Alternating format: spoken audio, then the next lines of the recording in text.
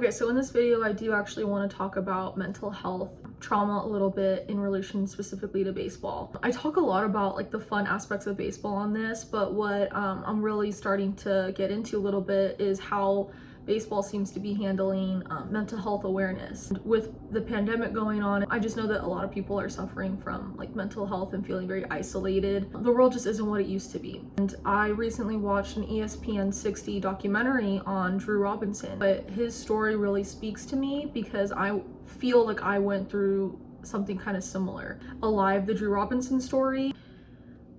As if mental health issues did not skyrocket in society enough, baseball in particular underwent a near tragedy of a former giant, but baseball has always had a way of coming back. And Drew Robinson is a testament to that. Drew Robinson shot himself on April 16, 2020, and lived. Drew's identity was found in baseball for so long until it was defined by what he can give back to society through his work on breaking down the stigma of mental health. Sport is often an avenue of purpose for athletes and teams. Drew has stated since the day of his accident that he knows he is not only lucky to be alive, but supposed to be alive. Drew eventually retired from the San Francisco Giants with a tumultuous career behind him. He was drafted in the 4th round of the Texas Rangers, but faced an undulation of a career in the minors. Over the course of his time in MILB, his anxiety and depression grew exponentially. He was alone, or at least he felt alone. On April 16, 2020, in the midst of the nationwide quarantine, Drew did the unthinkable. Following the cancellation of spring training and a broken-off engagement, Drew began to really question his own existence. He came to the sad conclusion that nobody would care if he was gone. The thing about suicide is it is very often triggered by depression. Suicide often goes from just a passing thought to a plan. When it comes down to the plan, that is when it is crucial to identify this consideration before it can become potentially dangerous. You'd have to probably watch the documentary, but essentially he was able to call 911 on himself in order to save his own life. And he did. The paramedics got there, they took him to the hospital, and he was saved, but it didn't leave him, without repercussions physically and of course like mentally. So rather than get into, I think, details on Drew Robinson's story, I wanted to be able to talk a little bit about my story, using baseball as a catalyst to translate into life and mental health. Anyway, rather than digress a little bit, when I was 15 years old, I was in a sports-related accident, and in all honesty, it was a freak accident. And I don't know how much I should go into detail because it's hard to talk about, but it's been 10 years since that accident. It's been a little bit over 10 years. And a lot of people don't realize the effect that a traumatic accident, sports related or not, can have on a person. Over these last 10 years, my life has been completely different. I was really young when this accident happened. Again, to emphasize, this was a sports related accident.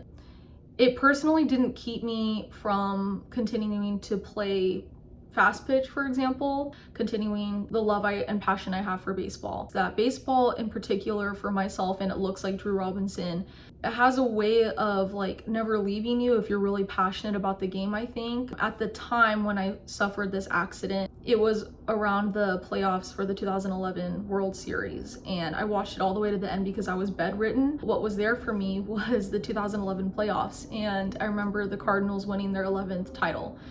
And I'll never forget that because to me, baseball was there for me more than anything else. It was like consistent. It was, such a, catalyst for me in that moment. It was just bigger than just a game to me. But it was just something that wasn't going to leave me at that time because my whole world went upside down. My whole world changed because of the accident I went through. Baseball was there. And it's always been. I'll be honest, my nose split open. I was hit by a golf ball. A lot of people don't understand that. I've had a lot of people laugh at me for having been through that and say things like, why didn't you get out of the way? Or it just goes right over their head what happened to me. And it hit me in the middle of my nose. You can't really see the scar right now, but it did leave a scar. And what happened is my nose lacerated open. And all the cartilage in my nose was completely crumbled. My nose was completely deformed for the better half of a year. There's a lot that I went through with it. I could not breathe out of my nose. I could not taste or smell. I underwent a lot of surgeries for it.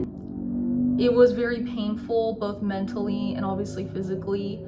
I essentially did not have a nose for a year. What I had was the remaining parts of my nose that was just sewn together until I could have another surgery. When I listened to and watched the documentary on Drew Robinson, and they did go into detail and they described the traumatic and like carnage of the like self-inflicted wound that he got. But I'm really glad that it was stated, because people need to be aware of things that people go through and the pain and like ugliness of a wound or an accident or a trauma like that. That's like, they can be physical, because a lot of people out there have gone through some horrible accident that changed their life forever.